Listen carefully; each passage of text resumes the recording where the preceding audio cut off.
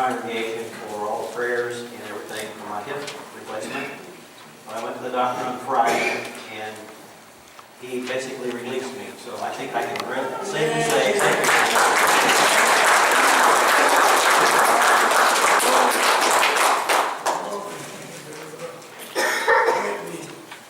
Walking with God. Something every father ought to do. Not long ago, I preached a sermon about making changes this side of Easter. It was after Easter, and the changes that we should have seen because of Easter. And one of the sermons that I preached about was about Jacob, who wrestled with God. You know, Jacob was kind of an ordinary character until he wrestled with God. And after that, he changed and walked better with God. And if you remember that sermon, I talked about how one of the results of his wrestling with God was that he had a limp. And he had that the rest of his life. And so if you would have watched Jacob walk after that encounter with God that he had, you would have noticed that he walked with a limp. But he was walking with God. And I think that's really important. I want us to consider this morning, what does a father look like who walks with God? The Bible paints a picture for us. I think one of the things that we find is that he's a lot like Jesus. The Bible says this of Jesus: the Son of Man did not come to be served, but to serve, and to give his life a ransom for many. Jesus was a servant of servants. That's Matthew 20:28. Also Mark 10:45. In Galatians 5:13, it ends this way: serve one another in love. So this whole idea of walking with God has to do with being a servant. Not only of your family, of your children, but of other people as well. There are two scriptures that tell us of a man who walked with God, who could be an example for all of us fathers. One of them is the text that I chose today, Genesis chapter 5, verses 21 through 24. As I read this, you'll know who I'm talking about, who the man is. Enoch lived 65 years and became the father of Methuselah. Then Enoch walked with God 300 years after he had become the father of Methuselah. And he had other sons and daughters. So all the days of Enoch were 365 years. And Enoch walked with God, and he was not, for God took him. And then the other scripture comes from Hebrews 11, verses 5 and 6. It says this: by faith Enoch was taken up so that he would not see death. And he was not found because God took him up. For he obtained the witness that before his being taken up, he was pleasing to God.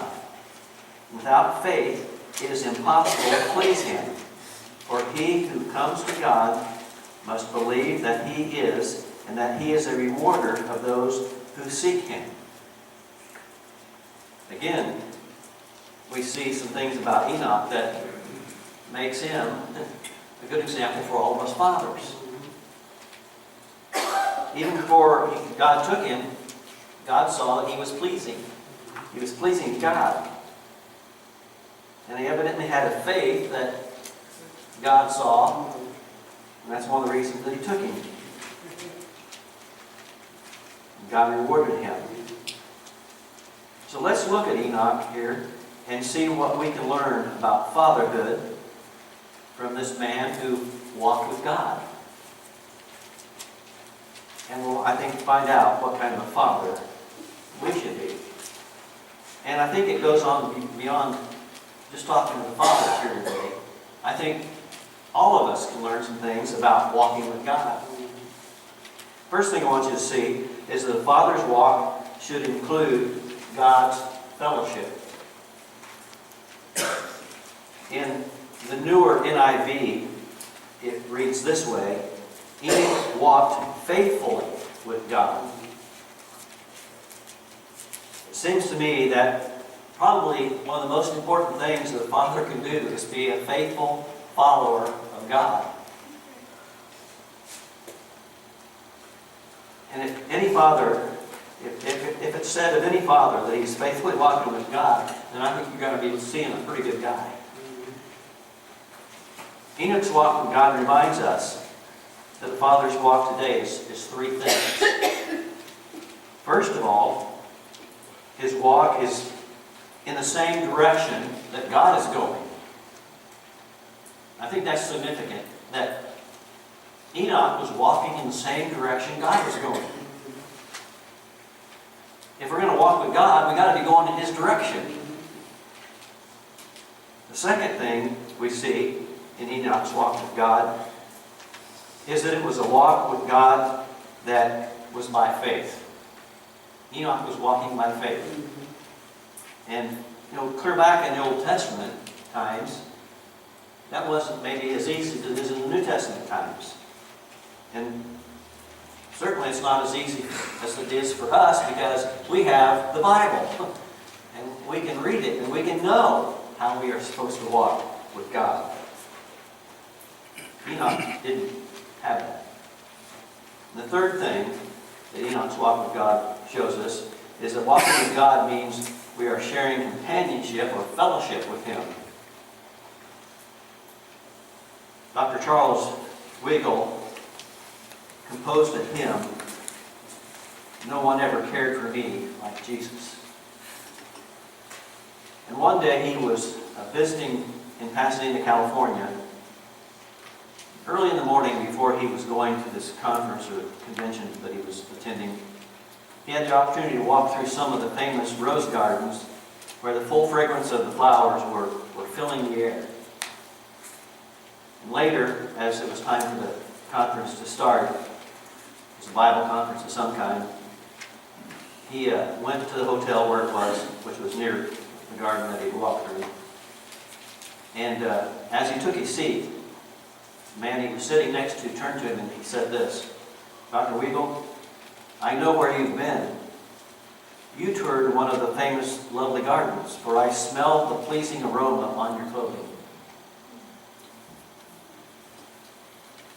Weigel said this in response: "My prayer is that I may walk so closely with my Lord that the fragrance of His grace will pervade my being. I want people to know by my words, my actions, and my songs that I have been with Jesus."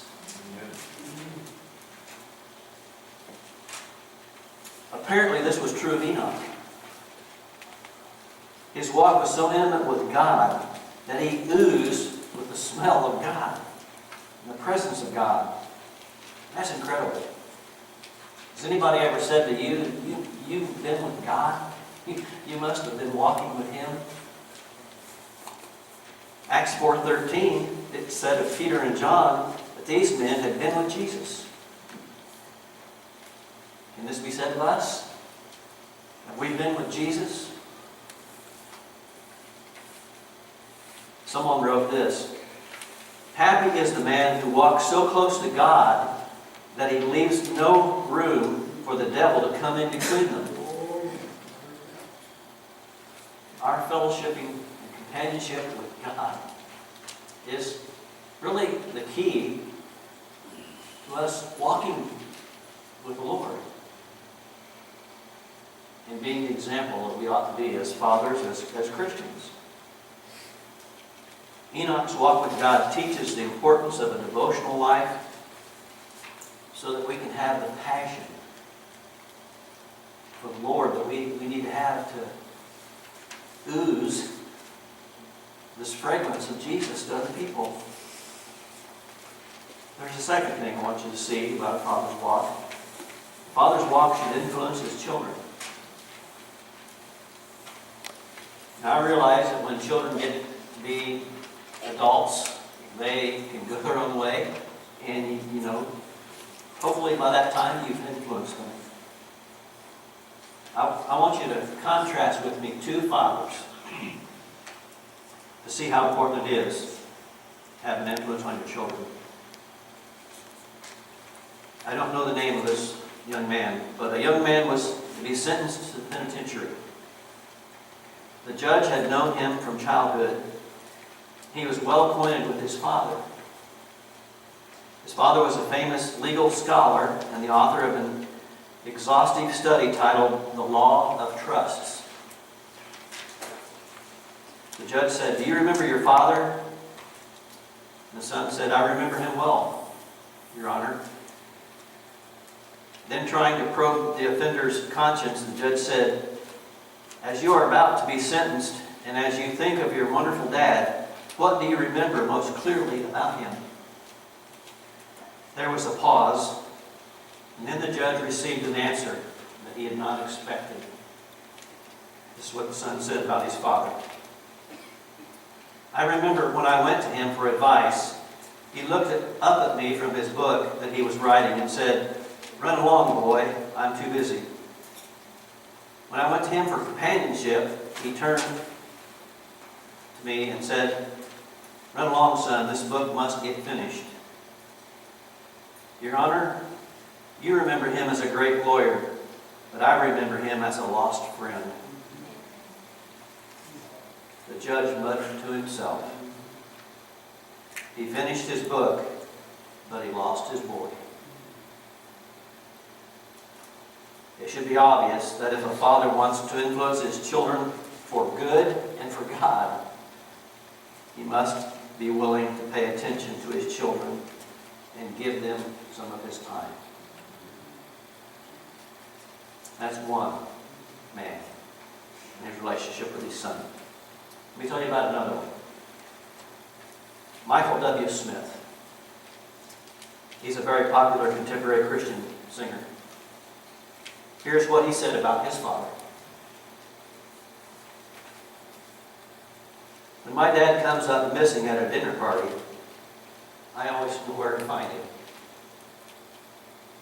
He's in the kitchen. He'll be in there with an apron around his waist, washing dishes." That's just one example of his servant heart. Serving seems to come to him naturally and effortlessly. I remember one time he was working in his garage.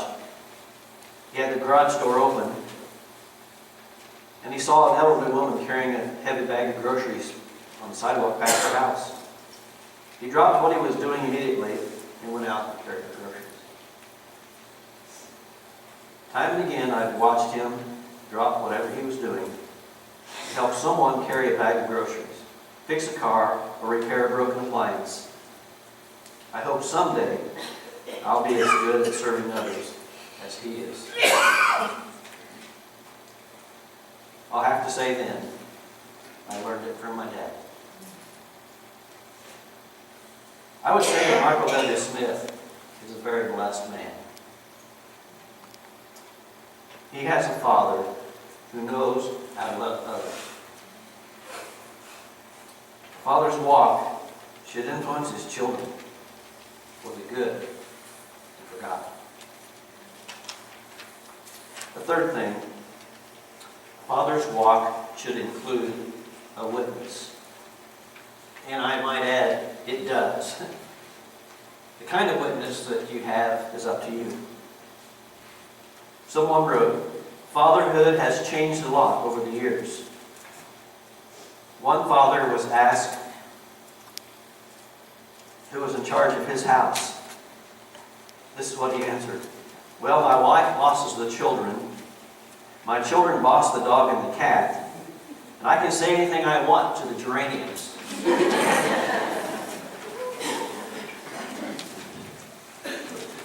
There's one more passage of Scripture that talks about Enoch. This one doesn't really say much about his walk with God, but it tells us what he did. This is in the book of Jude, and there's only one chapter, so it's verses 14 through 16. It says this, Enoch, the seventh from Adam, prophesied about them.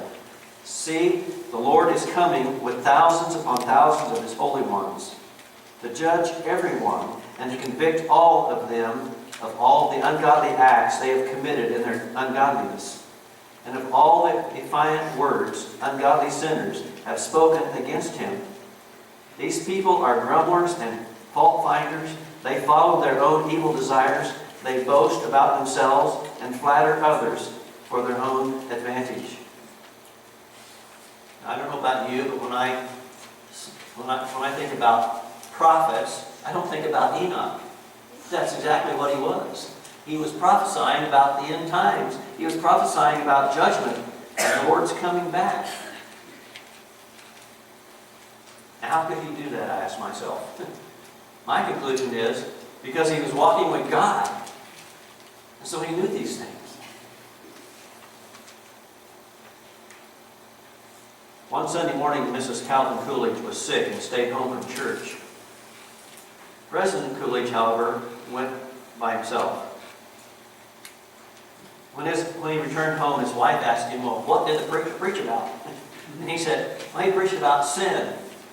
Mrs. Coolidge said, well, what was his conclusion? What did he say about it? And he said, well, he was against it.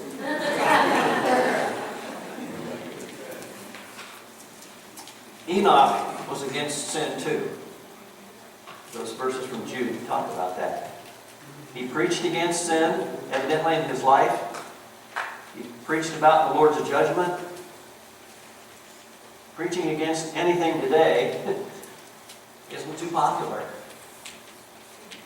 In fact, it's becoming less popular all the time, I think.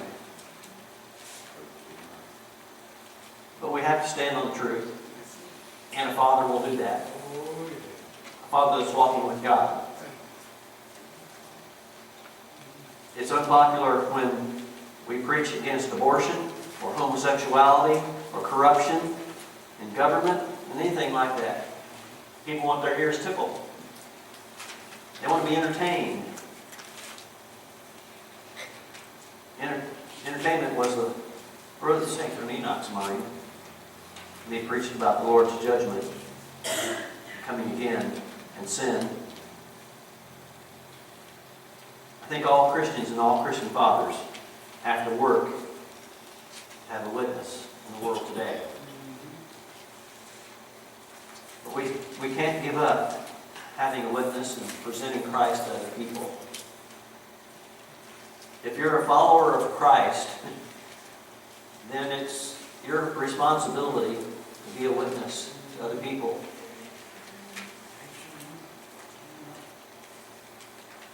What this world needs is people who have a personal relationship with Jesus Christ, sharing Jesus Christ with other people so they can have a personal relationship with Jesus Christ. That's what evangelism is really all about. In Matthew, when Matthew gives us the Great Commission, he wasn't just talking to preachers. He was talking to you and to me. So we all have that responsibility. Enoch was a man whose presence, I think, caused fear in the hearts of others because he walked so closely to God. The Christian father witnesses for Christ with his words, with his deeds, with his behavior. If you look back at our text from Genesis chapter 5, it ends talking about Enoch with these words. God took him. Those words, God took him, mean he didn't taste death. He didn't die like all of us probably will.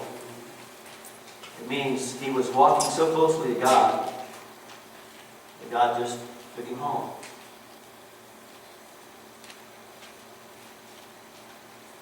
Enoch left us a great example of how to live and how to walk with God. In his sermon, Enoch Walked with God, G. Campbell Morgan told a story, an illustration. It goes like this. A little girl gave the best illustration of walking with God. She went home from Sunday school and her mom said, "Tell me what you learned in Sunday school." The little girl said, "Don't you know, Mother, one day Enoch and God went for an extra long walk. And they walked on and on and on until finally God said to Enoch, 'You are a long way from home. You better just come in and stay with me.' And so he did. Even though Enoch is long gone, he is still speaking to us today. And even though we don't have a lot of scriptures about him, the ones we have tell us what kind of a guy he was. And give us enough information to help us want to walk with God. And be the father who walks with God. Or be the mother who walks with God. Or be the young person who walks with God. And maybe one day God will take us too. Live with him forever. Enoch was the true father of the faith. And his walk of faith should inspire all fathers and all Christians everywhere to walk closer to him, so the devil can't get in between. Happy Father's Day, everybody. We're going to be singing an invitation this morning. It's an opportunity for you to make a decision. Hopefully it's a decision you're going to make about this sermon. Hopefully it's a decision you're going to make about being a better father if you're a father. If you're just a Christian, or somebody else, hope it'll help you decide, I'm going to walk closer to the Lord too. Starting today, the rest of my life. If you have a decision to make, we're making it to stand as we sing.